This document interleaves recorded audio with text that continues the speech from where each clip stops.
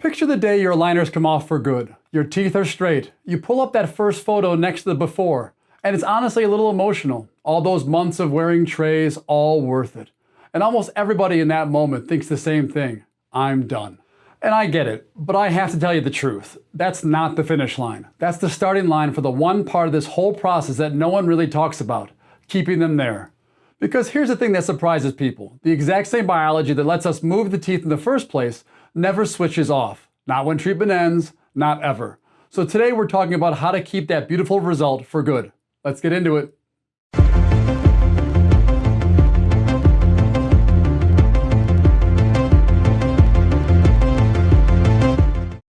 What's up everyone, Dr. Eric Jackson here, hope you're doing well. I've been an Invisalign provider for over 20 years now, and this is the video about that unglamorous step that protects everything you just paid and waited for, retention. Let me give you the one idea that makes all this make sense, and I want you to hold on to it for the whole video. Straightening your teeth is an event. It has a beginning, a middle, and an end. You start with trays, you finish, you're done. It's a project with a finish date. Keeping your teeth straight, however, is not an event, it's a habit. It doesn't have an end date, and that's not a catch, and it's not bad news. It's just the reality of how your mouth works. Retention isn't the little epilogue at the end of the story. It's honestly half the treatment, the half that makes the first half last. Now I'm going to give you about 60 seconds of biology, and then I promise we get practical, because if you watched the earlier video in this series entitled, "What does Invisalign actually do to your teeth?" you actually know all this cold, and I don't want to reteach the whole thing. Here's a short version. Your teeth aren't cemented into your jaw. They're held in living bone by a thin layer of active tissue, and that tissue is constantly remodeling. Dissolving bone on one side, building it on the other. That's exactly how we moved your teeth. We applied gentle, steady force, and your body remodeled the bone to follow. So now treatment's over, but that bone around new positions is still young, still maturing. And the fibers around each tooth still carry a kind of memory where the tooth used to be. If you want the full mechanism, it's all in that biology video, and it's linked below with the rest of the series. But the one thing you need today is this. Freshly moved teeth are not locked in. Not yet. Maybe not ever, without a little help. That help exists because of something we call relapse. Relapse just means your teeth drifting back towards where they started. And it's the strongest in the first few weeks and months right after treatment. That's when the young bone is most willing to move again.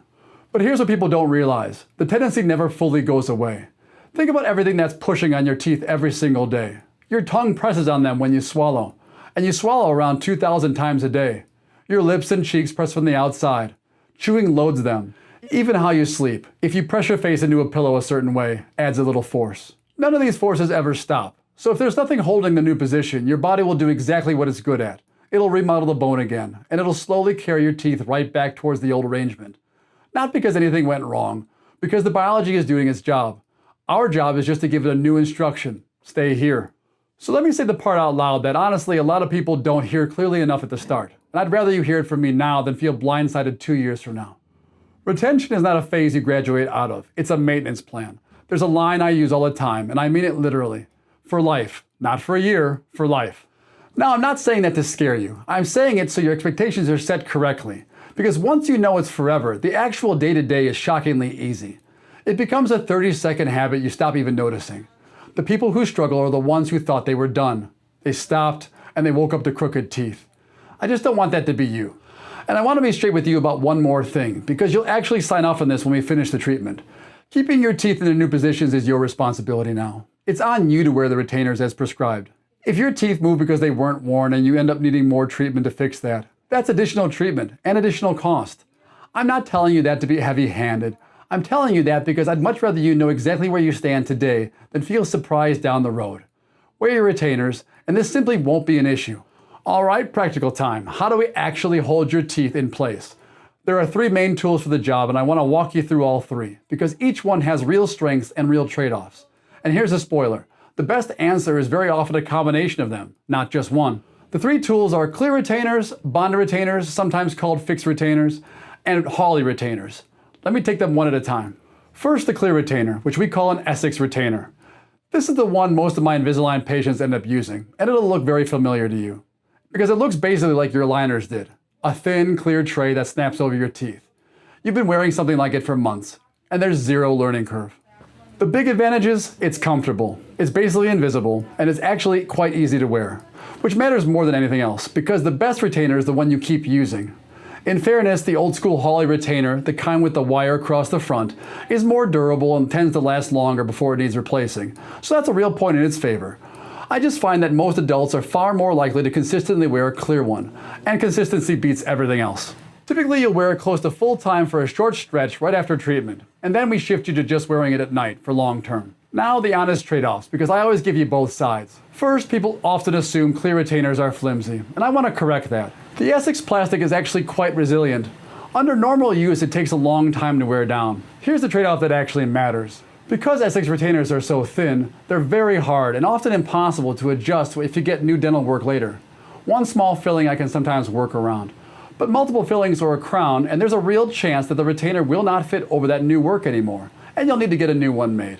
It's a simple process, new scan, new retainer. It's not automatic, and sometimes we get lucky and the work fits just fine. But I tell patients up front, because I always want to underpromise and overdeliver. Hold that thought, because it's exactly where the Hawley retainer earns its keep, and I'll come back to that in a moment. There are two phrases I care about more than almost anything else with retainers: fully seated and passive fit. Fully seated means it pushes all the way down over every tooth. Passive fit means it holds your teeth without forcing them anywhere. Here's why that matters. An aligner moves teeth because it's built with a little bit of space for the tooth to move into, and a gentle push is applied towards that space. A retainer is different. There's no space to move into, because you're not moving anything. You're simply holding it in place. You want a tight fit. So if a retainer does not seat fully, or if it does not fit passively, you've got to push with nowhere for the tooth to go. And that force doesn't just disappear. It gets transferred to the tooth, and the tooth absorbs all of it. This can have significant negative implications for that tooth. Two of the biggest problems are that the position of the tooth and the health of the nerve can be affected. Both are obviously big negatives. So when do Essix retainers actually need to be replaced?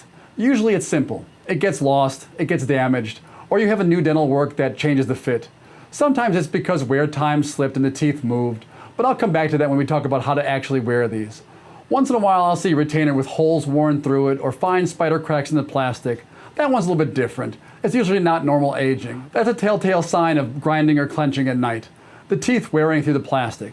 And that's genuinely useful information, because grinding is hard on any retainer. And it usually means a night guard is the better long-term tool for holding your teeth, since it's built to take the force. Keep that in mind, because grinding is going to come up again with the other retainer types too. In those cases, we usually wait until there's enough wear to justify replacing it, and then when it makes sense, we upgrade it to a hard night guard on that upper teeth. You protect your results and your teeth at the same time. Alright, second tool, the bonded retainer, also called a fixed retainer. This one's completely different. Instead of a tray you take in and out, it's a thin little wire we bond to the back of your front teeth, where nobody can really see it. And here's the single best feature. You really can't lose it, and you can't forget to wear it, because it's attached to you 24/7. It's working while you sleep, while you're awake, while you're on vacation. Set it and forget it. It's especially great for your lower front teeth. I'll be honest with you, those little front teeth are the troublemakers. They're the most stubborn relapsers in the whole mouth. The first ones to crowd back up. A bonded wire down there is fantastic insurance. It's genuinely a great tool. And in a little bit, I'll tell you exactly who I recommend it for and who I steer away from it, because it has changed for me over the years. Now, cleaning under that wire is the first real trade-off. You can thread floss underneath it with a little tool called a floss threader. Or you can use super floss, and both of those work fine. But I recommend it just about everyone as a water flosser, like a water pick. The water shoots right under the wire with zero effort. No dexterity issues, no threading, no fumbling. It's fast, completed in about a minute, and it's incredibly effective. Your natural teeth also love it, and if you have any implants or bridges, they especially love it. If you watch my implant videos, you'll know how much I care about keeping the tissue around those healthy, and a water flosser is a great tool for that. And this matters more than most people think. What good's a beautiful straight smile if the teeth are caked with bacteria underneath? The kind that cause cavities, or gum disease, or bone loss, or all three. Think of it like a house. What good's a beautiful house if the foundation is quietly being eroded from the underneath it? The straight teeth are what everyone sees. The health underneath is what keeps them standing. Here's the other honest thing about bonded retainers. They all pop off eventually. It's just a matter of when, and for most people we're talking years, not decades. If yours pops off again and again, then that tells me something very specific. It's almost always in a patient who's doing some heavy grinding or clenching. Remember the paperclip idea? Bend it in the same spot over and over and it fails. Every time you grind, each tooth flexes a tiny little bit in its ligament, and that is cyclic fatigue working on the bond. Eventually a bond gives way. Same lesson as the worn through clear retainer. Repeated failures in the same spot are your grinding telling on itself. And one more reason a night guard belongs in the picture. Repeated debonding matters more than just being annoying. If a bond quietly lets go and you don't notice, that tooth can start to drift on its own. If it's not shifted, easy, we just rebond it in that spot.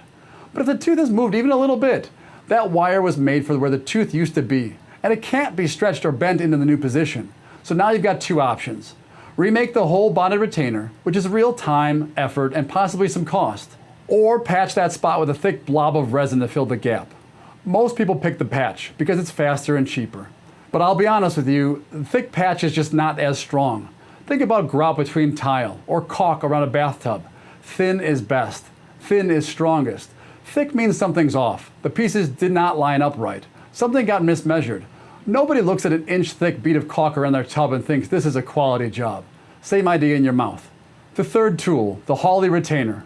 If you're a little older, this is the one you picture when someone says retainer. The acrylic piece that sits against the roof of your mouth with the little wire that goes across your front teeth. A lot of us wore this as kids. And I want to be clear, these are not some outdated things we stopped using. They're still used routinely today, and honestly, I like them a lot for the right patient. They're tough, they last a long time, and they have one trick the clear retainers do not. We can adjust them really easily. That's where the Hawley retainer really shines. It's the flip side of what I just told you about the thin, clear ones being hard to adjust for new work. I'll have patients in their 60s or 70s come in for Invisalign. We finish and get a beautiful result. And when it's time for a retainer, I often steer them towards a Hawley retainer instead of an Essix retainer. Why? Because many of them have large, aging silver fillings, sometimes one in nearly every single molar. And many of those will need to be eventually crowned. If I put them in a thin, clear retainer, every time we crown a tooth, that retainer might not fit anymore. And then we're remaking it. You don't want to remake a retainer 4 times for all 4 corners of the mouth, let alone 8 times for all 8 molars. But a Hawley, we could easily adjust. We could actually build the new crowns to fit the retainer you actually have. The trade-off is mostly cosmetic and bulk. That visible wire across the front, and they're a bit chunkier than the thin, clear tray. This is why a lot of adults lean towards clear. But don't write the Hawley off as old-fashioned. For the right person, especially someone with a lot of dental work coming up, that durability and adjustability is a real advantage. So you're probably waiting for me to say which one's best. And the honest answer is that it depends on you, your bite, your habits, what dental works ahead for you. But I do have a clear favorite default. My thinking here has evolved over the years, so let me be straightforward. For most adults, my default is a removable retainer, specifically an Essix retainer. If significant dental work is coming down the pipeline, I lean towards a Hawley instead, for the adjustability we just talked about. But removable is where I start for adults, and here's why. It comes down to ownership. In earlier videos, we talked about how compliance and predictability tend to be lower in adolescence, and how a big part of adult treatment is that you're the one taking responsibility for the result. Retainers are no different. A removable retainer puts you in charge, and I think that's the right place for the responsibility to sit. Now, I used to place a lot of bonded retainers, so let me be honest about them. On paper, they sound perfect. In 24/7, you can't forget them, you can't lose them. And for a teenager, a bonded lower wire with clear retainers over the top is close to an ideal system, precisely because it takes the daily decision out of the equation. There's even a small bonus to having a clear Essix in the mix, because it covers the bite surface. It puts a thin layer of plastic between the teeth, which is better than nothing if there's a little bit of grinding. A Hawley does not cover the bite surface, and a lower wire alone leaves the bite surface completely open as well. So neither really offers protection. But as I said, if you actually grind, the real answer is going to be a proper night guard, not a retainer standing in for one. But for most adults, I've moved away from making bonded retainers my go-to. And the reason is maintenance over a lifetime. A bonded wire has to be cleaned meticulously, forever, and most people are not going to keep that up for decades. What I see is plaque and calculus building up around that wire, and the bacteria there doesn't just cause trouble for the lower front teeth. They raise the risk of cavities and gum trouble throughout the entire mouth. And here's another piece of the puzzle. A lot of people don't ever go back to their orthodontist or Invisalign provider after their treatment is completed. The orthodontist or Invisalign provider sets everything up perfectly, but it's your general dentist and your hygiene team who care for these things for the rest of your life. So with my Invisalign cases, I'd rather set up an adult with something they can genuinely maintain and take ownership of, rather than something that looks ideal on day one and quietly, slowly causes problems over 20, 30 years. Which retainer is right for you depends on a lot of things. Your bite, your habits, how stubborn your particular case was, and frankly, how likely you are to actually wear a removable retainer or not. That's a conversation we have together, and it's not a one-size-fits-all conversation. For the first 2 days after you get your retainer, I want you wearing it as much as you possibly can, even close to the 22 hours a day if you're able. Those first couple of days are about setting the bone and letting your teeth settle firmly into their new homes. One honest note here, retention protocols vary from provider to provider, so if your provider gave you a different stretch of time, follow their instructions. They know your case best. After that initial time, the rule is simple. Wear your retainer every night while you sleep for the rest of your life. Here's one rule I really want to stick, especially in those first several months while everything is still settling in. Try to never miss wearing your retainers 2 nights in a row. One night, I suppose life happens. It's probably okay. But 2 nights back to back especially is where you get into trouble, because that's when your teeth start slipping out of position and you're asking way too much for the retainer to drag them back to the beginning. Let me paint you a picture, because this is how I like to explain it to my patients. Think of your teeth like sheep in a pen. Every night the retainer rounds those sheep up and puts them right back in the pen where they belong. If 1 or 2 slip out for a night, no big deal. They're standing right by the fence where you can grab them easily. But if you stop rounding them up night after night, those sheep wander further and further off into the distance, and they are eventually gone for good.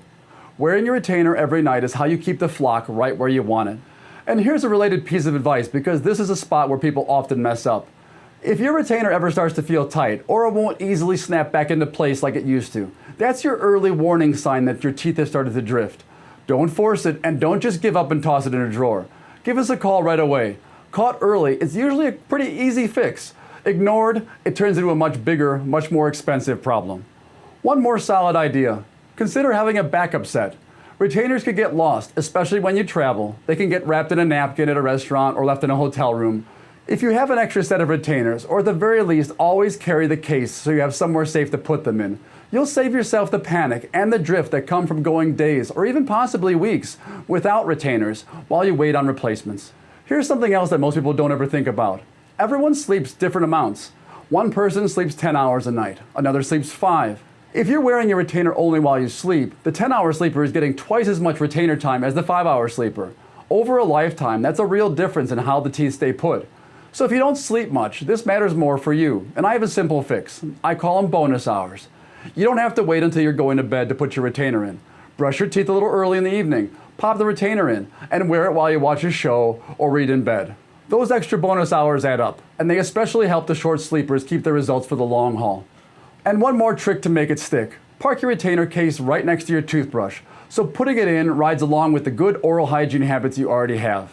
Let me be real about cost for a second, because I don't want any surprises. Yes, you're going to have to replace your removable retainer now and again over the years. And yes, bonded wires can pop off or even need to be replaced occasionally too. That's normal maintenance, not a failure, and definitely not a scam. Here's the math that matters, because this is where people can get a little bit grumbly. A replacement retainer costs a tiny fraction of redoing orthodontic treatment because your teeth drifted back. Hold on to that thought, because it's really the whole point, and I'll land it at the end. So what actually happens if you just stop wearing your retainers altogether? If you decide that you're done with it and you toss the retainers in the drawer for good? I'll keep this short because it's really a whole video of its own, and it's coming up later in the series. The short version you probably already understand from everything we just covered. With nothing holding them, your teeth drift back, and the result you worked for quietly undoes itself. Maybe slow, maybe fast, but it always undoes itself. The fix is so much smaller than the problem. 30 seconds a night versus potentially redoing treatment. So please don't coast. Don't let "I'll start wearing it again next week" turn into next month or next year. Here are some quick practical tips so your retainers actually last. For clear retainers, rinse them every time you take them out, and gently brush them, but with cool water, not hot, because hot water can warp the plastic and ruin the fit. Once in a while, give them a soak in actual retainer cleaner, not denture cleaner, retainer cleaner. Don't scrub them with toothpaste. It scratches the surface and makes them cloudy and extra germy. And the habit that trips up patients the most? When the retainer is out of your mouth, it goes in the case. Not wrapped in a napkin, not bouncing around loose in your pocket. The napkin is how retainers end up in the trash. It's, by the mile, the #1 way they get lost. The case is your best friend. Bonus tip, bring your retainers with you to your every dental hygiene appointment. We can check the fit, make sure nothing's warped or loose, and give them a proper clean in our ultrasonic cleaner. A clean retainer means healthy gums underneath it. It's the same principle we talked about with straight teeth being easier to clean. So let me tie this all together for you. The simplest way I can frame the retainer is this. It's insurance on an investment that you already made. You put in the time, you put in the money, you put in the months of trays. The retainer is the small, ongoing premium that protects all of it. And like the best insurance, you mostly forget it's even there until you realize it's quietly been doing its job the whole time. Remember the big idea. Straightening your teeth is an event. Keeping them straight is a habit. Get the habit right, and that smile you worked for is yours for good. In the next video in this series, we're shifting gears a bit. We're going to walk through the most common Invisalign mistakes that I see, the avoidable stuff that quietly costs people time and results. If you're considering treatment or you're about to begin treatment, that one's going to save you a lot of headache. If you're just finding the channel now, this video closes out the core of the series, the how and the why of Invisalign. From figuring out if it's right for you, to how your teeth actually move, to holding your results for life. All of these videos are linked below, and I'd start from the beginning. They build on each other, and by the end, you'll understand your own treatment better than most people ever do. Interested in finding out more or a proper consultation? Find us at Jackson Family Dentistry, 2033 Ogden Avenue here in Downers Grove, Illinois, about a mile east of I-88 and I-355. Give us a call at 630-963-6750 or find us at jacksonfamilydentistry.us. I'm extremely passionate about modern dentistry and I love discussing it. If you've got questions about Invisalign or retainers, drop them in the comments below. I'll do my best to get to them right away. Bonus points if you share the wildest way that you've lost and hopefully found your retainer. Take care and I'll see you in the next video. Bye now.